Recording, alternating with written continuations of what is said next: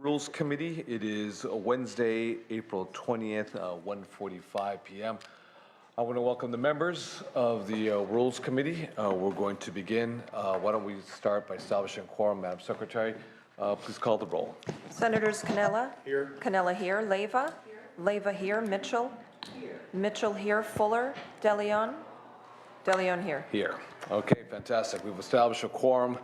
We're going to go to file item number one, that is the bill referrals, reference bills to committees. Madam Secretary, please call the roll. Oh, we have a motion, I should say. We have a motion made by Mr. Canella. Madam Secretary, this time, let's call the roll. Senators Canella? Aye. Canella, aye. Leyva? Aye. Leyva, aye. Mitchell? Aye. Mitchell, aye. Fuller? DeLeon?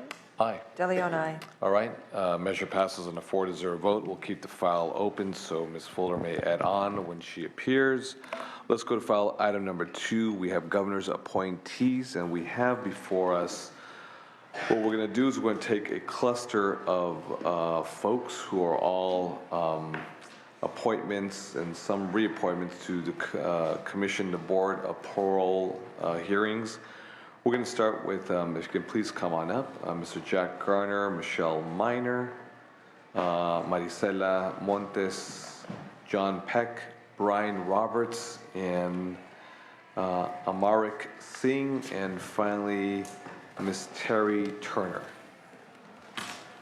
Welcome to all of you, and what we'll do is we'll start with on my left with Mr. Garner, and we'll go across. I guess we have Ms. Miner, and you would be Mr. Roberts? Yes, sir. Mr. Roberts, okay. Mr. Roberts and Ms. Singh? Yes. Ms. Singh, okay. Why don't we do this? Ms. Miner, if you could be so kind of to move your name card slightly towards, we'll put Mr. Roberts in between you and Mr. Peck, and we'll put Ms. Singh. There we go. So the members of the Rules Committee can sort of kind of get a visual, and Ms. Singh is right in the back. All right. So for the members who may not have my sight vision, Mr. Roberts is in the back row, and Ms. Singh next to Mr. Roberts. So why don't we start with Mr. Garner? Mr. Garner, if you, for all members, the commissioners, if there's anyone you would like to introduce, please do so, loved ones, family members. And then I'd ask, because we have a large group, for a very brief statement. Very good, thank you. Good afternoon, Mr. Chairman and members of the committee. My name is Jack Garner. First, I'd like to acknowledge my wife, Diana Willett Garner, who's here with me today. Thank you. And I'm here today seeking your approval to continue my public service as a member of the Board of Parole Hearings, and I'd certainly be happy today to answer any questions. Thank you. Thank you very much. Ms. Miner. Thank you. I want you to use that microphone and bring it towards you. There. Okay. And is there anyone you'd like to introduce? Yes, my husband, Michael Miner, is in the audience today. There you go, Mr. Miner. Welcome. So I'd like to say good afternoon, Mr. Chairman and members of the committee. My name is Michelle Miner, and it is an honor to speak with you today. This month marks my 30th anniversary as a public servant, beginning my career with the County of Ventura, later serving with the Division of Juvenile Justice, formerly the California Youth Authority, prior to retiring in 2012 from the California Department of Corrections and Rehabilitation after serving as Deputy Director of Adult Rehabilitative Programs. I am honored by the appointment from the Governor, and thank you for your consideration today. Thank you very much, Ms. Miner. Mr. Roberts. Good afternoon, Senators. My name is Brian Roberts. Brief bio. I come from the San Diego Sheriff's Department, 30 years to the board in 2006. Came as a deputy commissioner, did revocation and lifer hearings. And in 2012, the governor and the executive officer asked me if I would like to be a commissioner, and I did. And I've been before this body once before, and I'm up again for reappointment. Thank you very much. Mr. Peck. Good afternoon, Mr. Chairman and members of Senate Rules. I want to introduce my wife, Janine, and thank her for her support. Will she be? This is my fourth term as a commissioner for the Board of Parole Hearings. I've conducted thousands of hearings, traveled California pretty extensively to all the prisons in the state, This is the hardest job I've ever had. The decisions we make impact so many people, from the victims and the victims' family members to the offender and the offender's family. The decisions affect the community as a whole.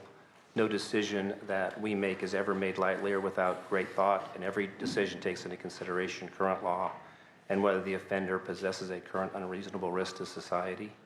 I'm an honor to be sitting with these people at the table, and behind me, they are truly amazing people that are totally committed to public service, public safety.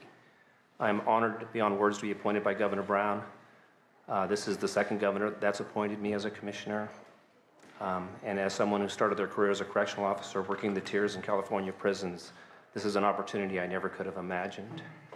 I'm honored to be part of this process and welcome any questions you may have. Thank you very much, Mr. Peck. Ms. Singh.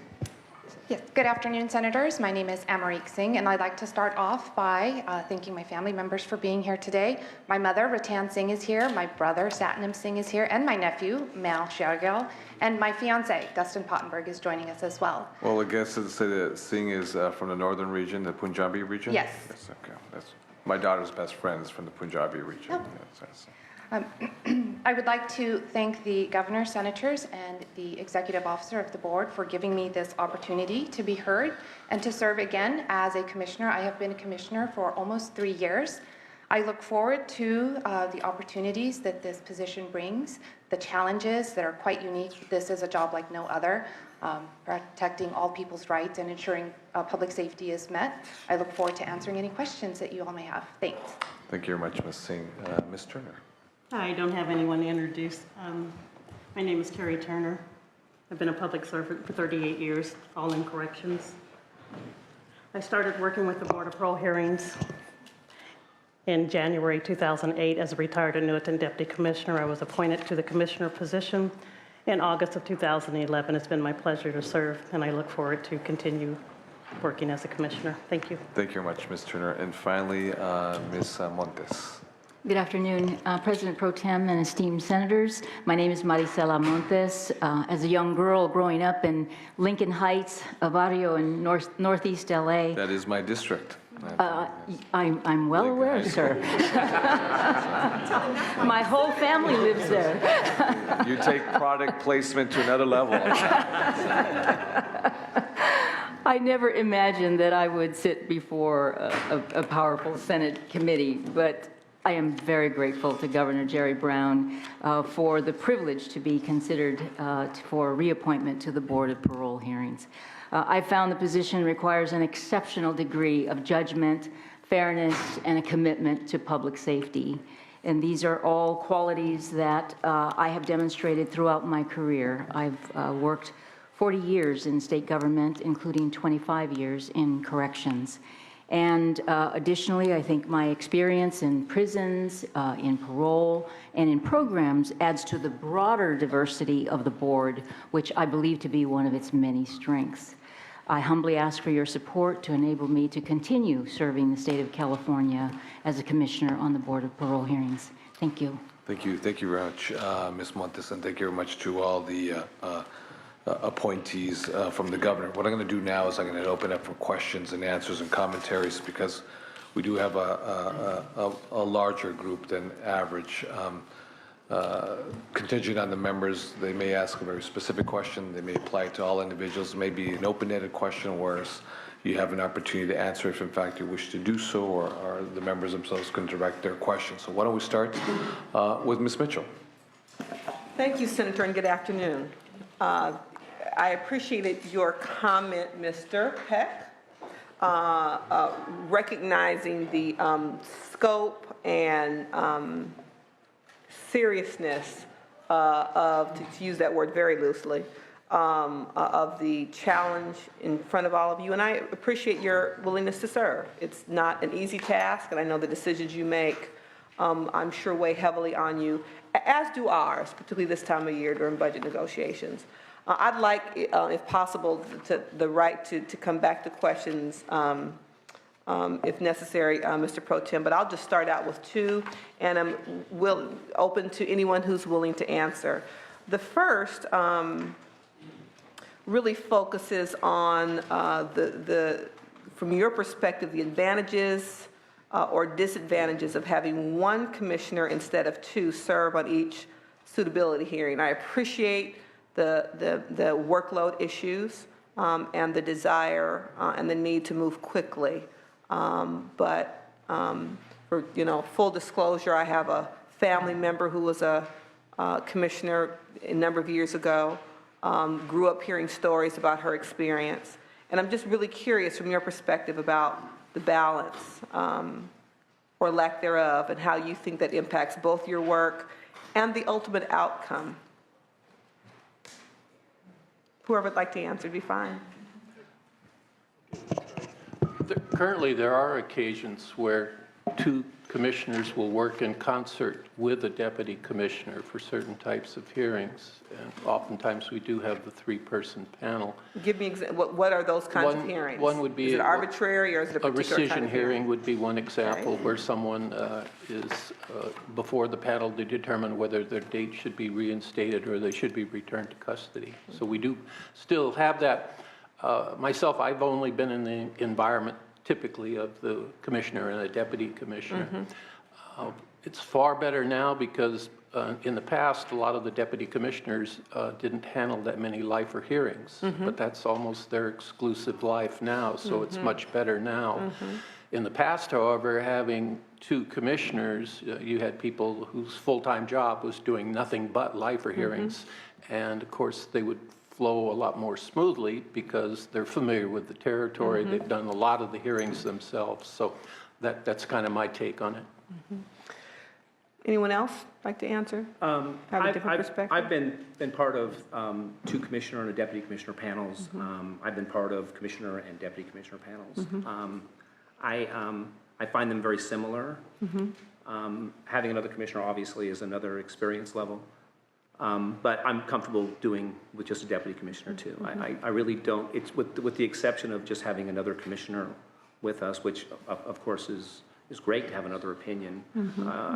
It still functions really well with just a commissioner and deputy commissioner. And I ask that because we oftentimes, in the context of discussing legislation or even your confirmations, issues will come up in this arena around, and you individually have a jacket in terms of the number of appeals that you grant. And so that's why I wondered if, from your perspective, there was any value in having two people there in an effort to, I don't want to say justify, but to really validate or to reinforce the ultimate decision that was made. Because that's, in our context here, is often what is discussed. The rate for the board as a whole, individual commissioners. So I was just curious. Can I just add one thing? Sure. Now, I've only had one split in the thousands of hearings that I've ever done. But when you have a two commissioner and one deputy commissioner panel, you're not going to have splits. The decision's going to be final right then and there. So that is another advantage of a two commissioner. Of the two. Good point. Last initial question for me, Mr. Pro Tem. Another issue that is often debated here in the legislative arena through legislation. I served on Public Safety Committee, Public Safety Budget Subcommittee while I was in the Assembly my first year in the Senate. And it's an issue that often comes up in the context of not just kind of humanity, but also in terms of fiscal focus. And that's the issue of dealing with elderly or medically fragile inmates. And so do you believe there are any unique factors that should be considered when evaluating suitability for elderly or inmates who are medically fragile? I think the primary concern is where they're going to go. Elderly people, most of their families are no longer living, and so one of the challenges is making sure they have somewhere to go, a parole plan, and I think that that's the challenge all of us face when we're dealing with elderly, and the medical people as well, to make sure that there's a continuation of medical treatment in the community, and that's often a difficult task as well. Is that a key contributing factor to your decision? It's not a key contributing because we have to follow the law, but it is something of concern that we want to make sure that we're not just paroling them and they don't have a plan or somewhere to go and some support system. We also are very mindful of the same issue with mental health, because there's a lot of people that have been very compliant with their mental health medication regime, and as a result, their behavior has been appropriate. And having them all of a sudden not have that as readily available is something that weighs in. So it's not only the medical side, you've got the mental health side. But the standard still is this, I'm sorry, I didn't mean to. No, go ahead. No, go The ahead. standard still always is whether someone is a current unreasonable risk of danger to society. So I think that with elderly, with medical, that certainly comes into play. Ms. Montes, were you going to say something? Well, similar to what John just said, I think we look at the inmates' both physical and cognitive impairment, and whether or not these are temporary or they're permanent. And then we look at the facility where they're going to be placed. Is it capable of providing the kinds of, meeting the kinds of requirements, medical and otherwise, that the inmate is going to need? And then we also place appropriate conditions on the inmate as well. I'm going to give you your mic so you can be on record. Okay. Oh, thank you. But like Commissioner Turner, I am concerned about their long-term plans. What is going to be their long-term care needs, and how are they going to be addressed, and do they have a support system around them to ensure that their needs are met and that they do not pose a risk to public safety, because that is the overarching concern for us, is do they pose a risk to the public? Right. Thank you. Appreciate it. Thank you, sir. Thank you very much, Senator Mitchell. Mr. Cannella. Thank you very much. I had the opportunity to meet with each commissioner yesterday, and it was very informative for me. I really enjoyed the conversation. I don't think I understood the breadth of what you have to go through, the amount of work you put in. I understand you put in a lot of hours, you do a lot of traveling. So that's, it was very eye-opening to me. I also was interested to see that most of you are from law enforcement, one way or the other, in some form or another. And I was kind of taken, I think it was Mr. Roberts that spent a career in San Diego, police officer, deputy, and I asked them about if there was any conflict when they had to, maybe parole somebody that's been in prison and committed a crime. And he said, well, that's how it's supposed to work. And we're supposed to rehabilitate people and get them back out there. And I was impressed with that. It would be very hard for me if I were on the streets, as a police officer. It might be hard for me to make that transition, so I appreciate that you guys could do that. So, regardless of what I do today, I'm very much impressed and I appreciate your service. But, Ms. Turner, I think we had a dialogue yesterday. We talked about your grant rates, and you explained to me that you mostly work at Tier 2. They explained the tiered structure to me as well. I didn't know that. And then that's why the grant rates were higher, and I appreciate that, but I do want to give you a chance to respond. There was a letter submitted to us from, wait for that door to shut, it's very loud. Thank you. Crime Victims Action Alliance, and then I think it's the same person, but a different organization. And this concerned me a little bit, because what all of you kept telling me yesterday is that you follow the rule of law. It's almost like a court setting. You have specific facts that you base it on. But in this particular instance, on February 17, 2015, it says that there was somebody that got up and spoke, very gregarious is what the letter says, and after the woman spoke, that you raised your hand in solidarity, and there was applause, and that concerns me a little bit, because if there are victims in the audience that think that this person should not be released from prison, and it's become almost like a congregation and everybody's excited except for the families of the victim, if I were in that victim's place, I would be very concerned. And then this letter further goes on to say that they've never seen that exhibited to the victims. And the claim is that, and I haven't seen it, but the claim is that when the victims speak, you are busy looking at papers and various things. And I didn't get this letter. I just got it today. And so I want to give you a chance to explain that, because that concerns me. If you're going to be an impartial judge, if you will, of what's been going on, and you seem to be rooting for one side in this particular case, that concerns me. So could you address that particular instance? Well, first of all, I don't remember it exactly like that, but that was not in a hearing. That was at our regular board meeting, and we have people come in all the time. This was a group of paroled inmates that are in a program, transitional program in Los Angeles, and they were all speaking about their success stories. I don't recall raising my fist. I don't recall being rude. When we're listening to the victim speaking, a lot of times I am looking at the paperwork because the crime is in front of me and I'm reading what the person did so I can relate to what the victim's saying, so I'm not ignoring them. Okay. And so I don't recall that situation the same way that person that wrote the letter did. And if anyone was offended, I do apologize, but that is not Okay. factually what happened. All right, so there probably weren't victims in the room for this I particular... don't recall if there was victims or not, but this was a board meeting where all 12 of us are there on the. Okay. What do you guys usually talk about at your board meetings? I mean, what are those for? I understand now what you do when you're doing a parole hearing, but what is the full board meeting it consists of? Well,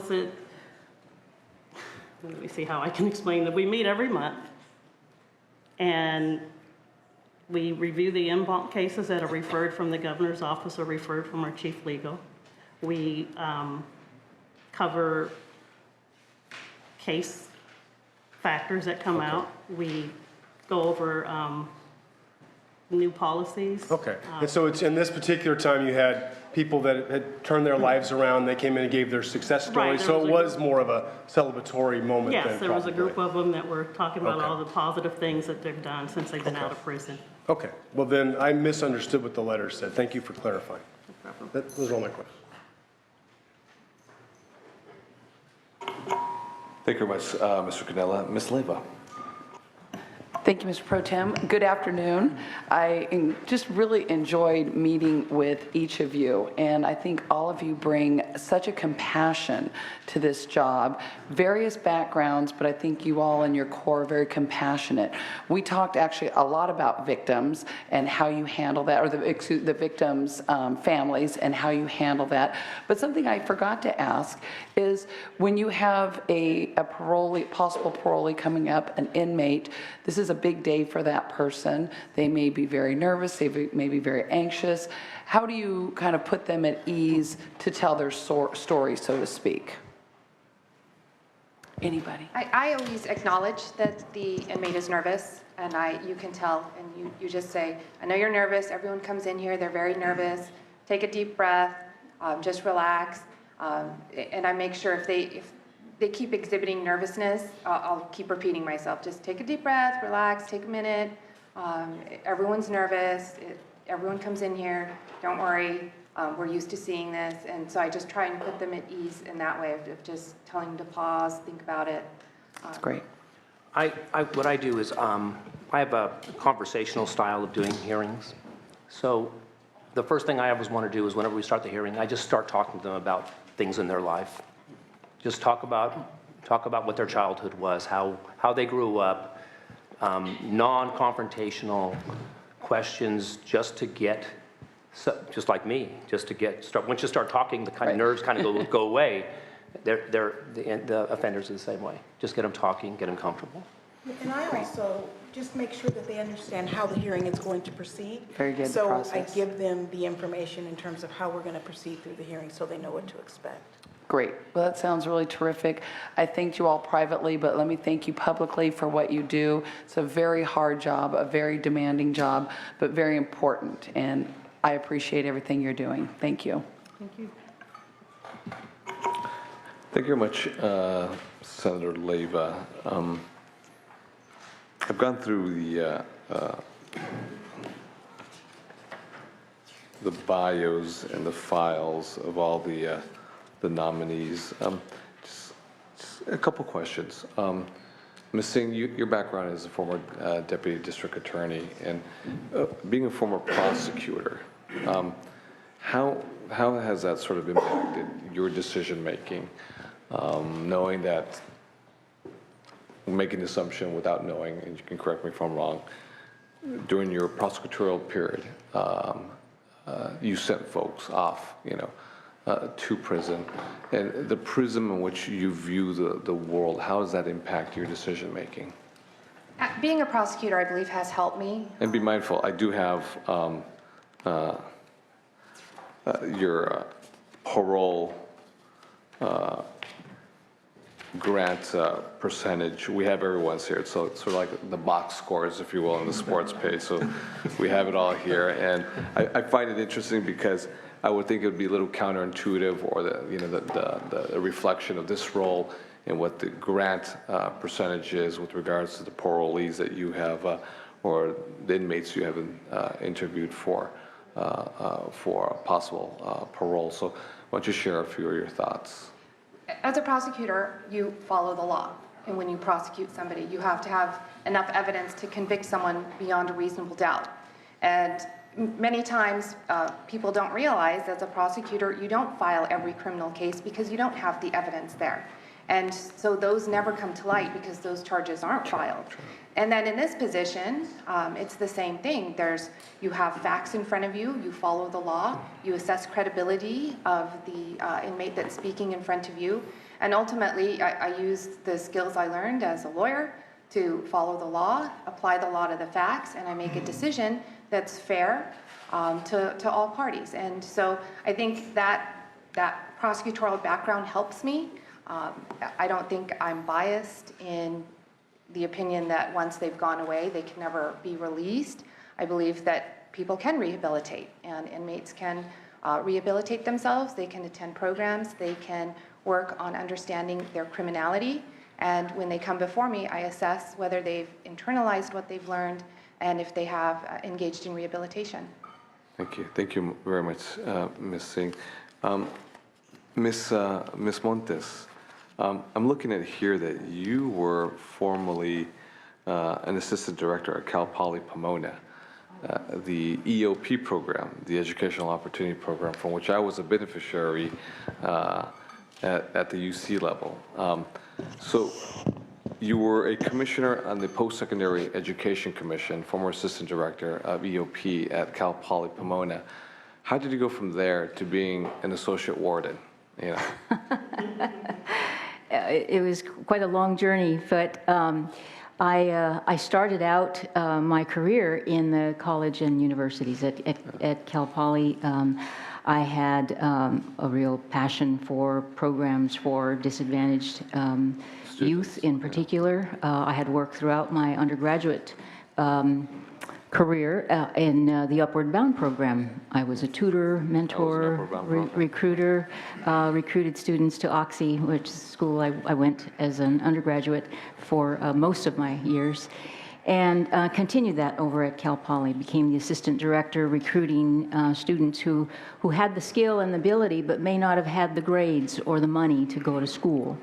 And from there, I saw that we were still missing out on a huge population, and I wrote a proposal that I submitted to the State Board of Trustees at the time, saying we need a program that picks up the kids that we're missing, the students that we're missing, and it became the Student Opportunity and Access Program. And it was eventually funded to all 19 CSU campuses. And the way it happened was the director of the Post-Secondary Education Commission was a member of the CSU Board of Trustees. He saw me, tapped me, and said, "Would you like to come work in Sacramento for CPEC?" That's how I ended up in Sacramento. And from there, one thing led to another, and I ended up over at the State Board of Parole, Social Services, and then at one point I was interviewing for a job at the Department of Finance. And just one thing leads to another, I ended up at Corrections in 1983 at the start of the prison building boom under Governor Duke Majan, and worked my way up. Okay, thank you so much, Ms. Montes.